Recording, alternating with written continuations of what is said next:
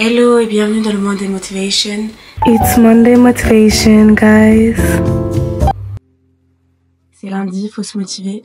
Et le thème d'aujourd'hui, ça va être « Ce n'est pas grave d'avoir du retard ». J'espère que vous allez bien, que vous avez passé un bon week-end, que votre semaine s'est bien passée. On entame une nouvelle semaine et il faut faire ce qu'on a à faire. Il faut se motiver. Et le thème d'aujourd'hui, j'ai eu l'inspiration en parlant avec une abonnée qui est venue me parler sur TikTok et elle m'a dit écoute Azélie, j'ai vu tes vidéos, t'as été malade, etc. Écoute, moi je suis en bac plus 2, j'ai envie de continuer jusqu'au master, mais c'est très difficile parce que j'ai une maladie et cette maladie m'empêche parfois d'assister aux cours.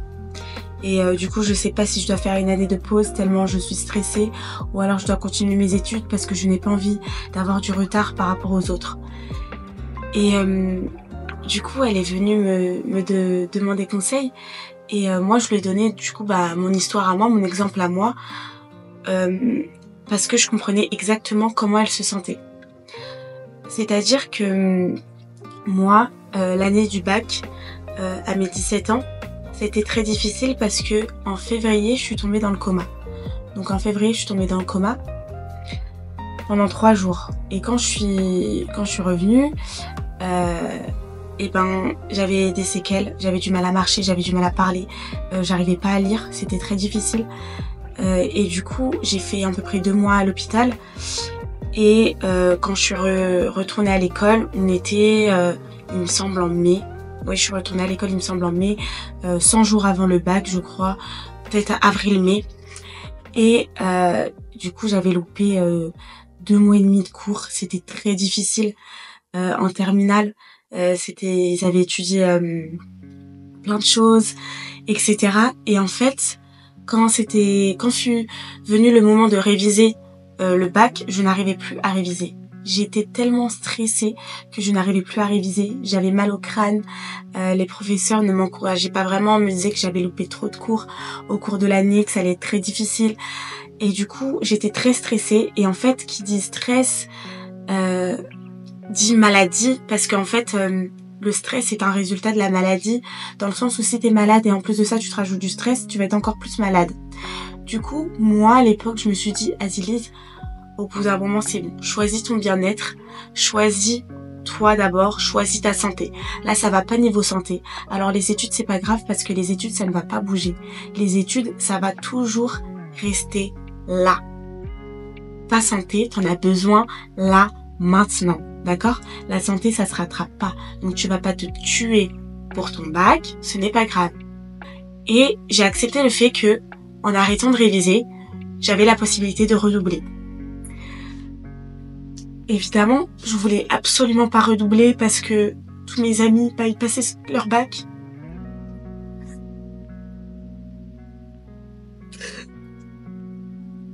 Désolée.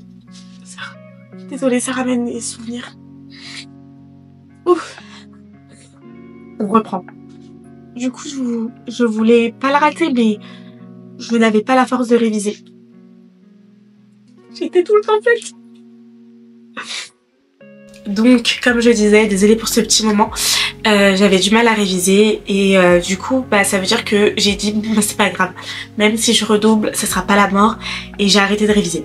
Et j'ai fait une prière au Seigneur, j'ai dit Seigneur, je veux mon bac, mais tu vois que j'arrive pas. À chaque fois que je lis, j'ai très mal à la tête, je suis constamment fatiguée et franchement, on va dire que mentalement, j'étais épuisée. Parce que quand tu dois te battre pour ta santé et après t'as les cours encore où c'est encore la guerre et en plus de ça il y a personne qui croit en toi au niveau des professeurs, etc. C'était difficile.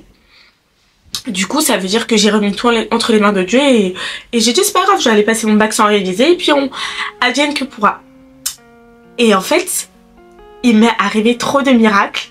C'est-à-dire que avant d'avoir l'épreuve du bac, à chaque fois le sujet que je regardais dans le bus sur internet quand je regardais des petites vidéos, parce que ce que je faisais c'est que dans le bus 1 heure avant l'épreuve je regardais des petites vidéos comme ça et les vidéos sur lesquelles je tombais c'était le sujet de l'heure d'après.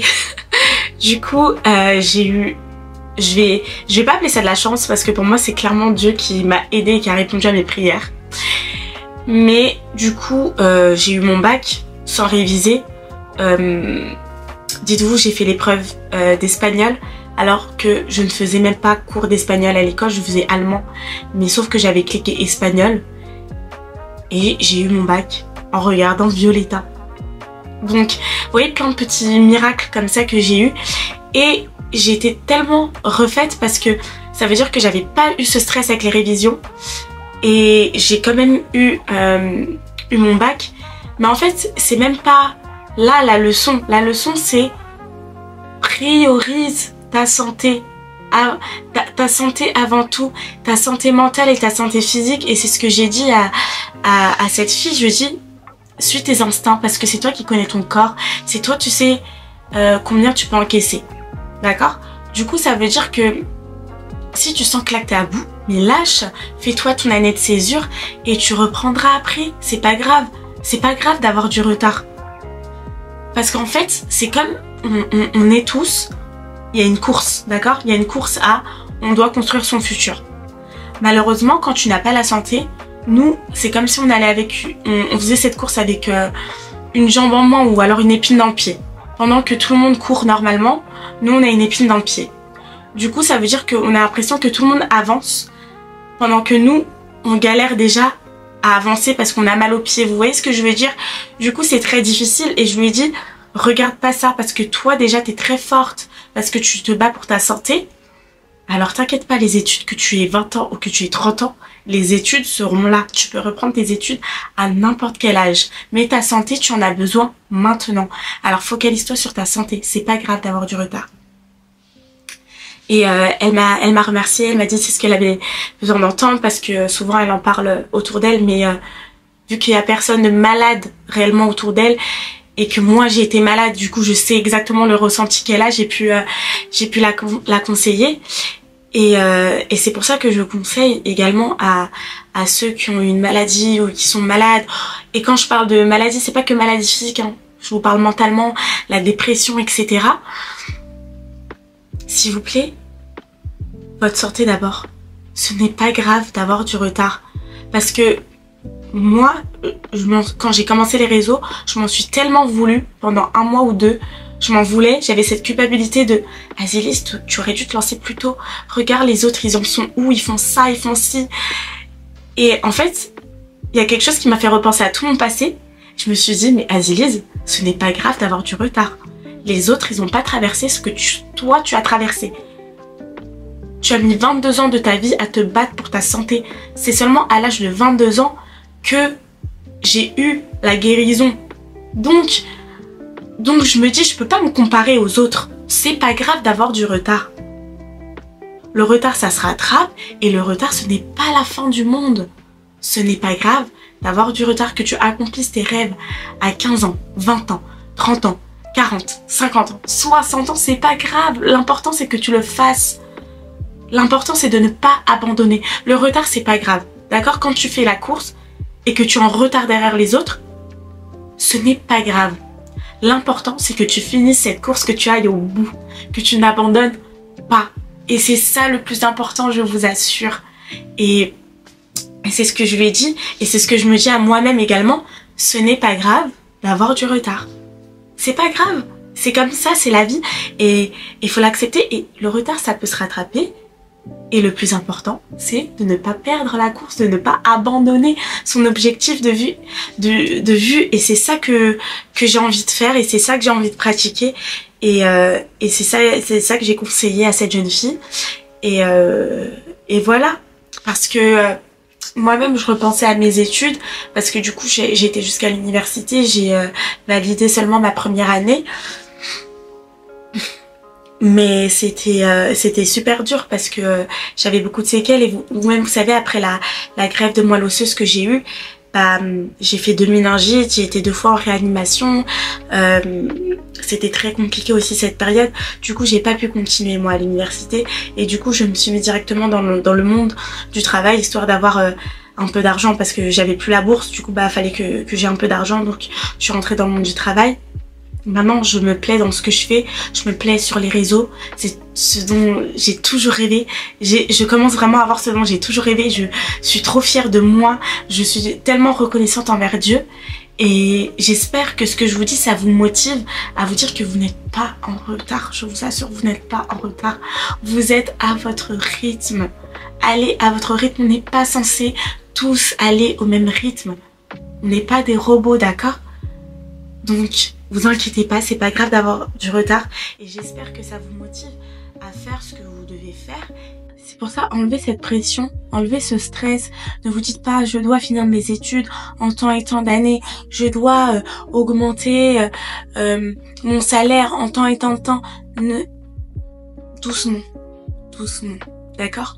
Soyez à votre rythme. Ne vous mettez pas de pression ou de stress parce que vous savez que ce stress, c'est ça qui développe certaines maladies. Je vous assure. Tant que vous avez la paix, que vous manquez de rien, ne vous mettez pas de stress. Évidemment, travaillez pour avoir ce que vous voulez. C'est pour ça qu'on se motive, on travaille, on reste pas à glander, il n'y a pas de souci. Mais ne vous stressez pas. Ce n'est pas grave d'être en retard. Et là, je m'adresse surtout aux personnes qui ont été malades ou qui sont encore malades. Ce n'est pas grave d'avoir du retard.